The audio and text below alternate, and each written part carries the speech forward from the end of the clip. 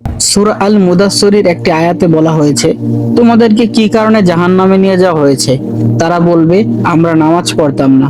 অর্থাৎ এই আয়াতে জানিয়ে দেয় নামাজ না পড়া জাহান্নামে যাওয়ার অন্যতম প্রধান কারণ। সূরা আল মাউনে বলা হয়েছে, ধ্বংস তাদের জন্য যারা নামাজে গাফেল।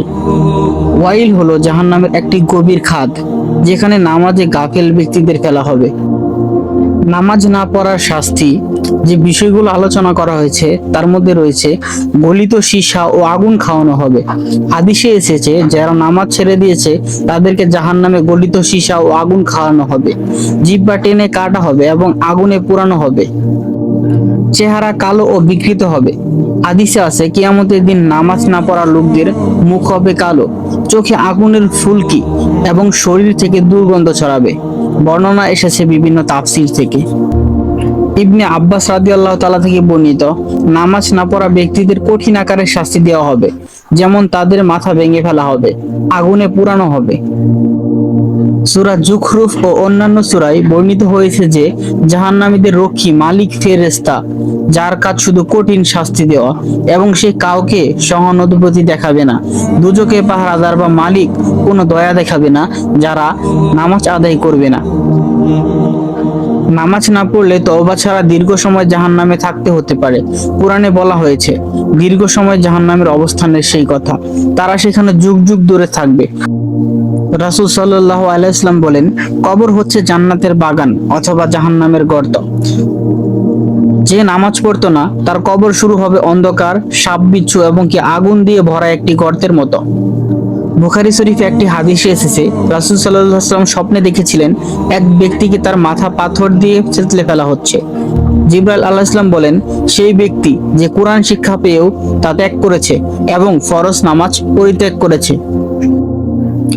যারা নামাজ পড়তো না কিয়ামতের দিন অন্ধ, বুবা ও বধির হয়ে উঠবে। তারা সাহায্য চাইবে কিন্তু কেউ সাড়া দেবে না। মুখ নিচু করে তারা আগুনের দিকে হাঁটবে। নামাজ হচ্ছে আল্লাহর সাথে সম্পর্কের মূল রজ্জু।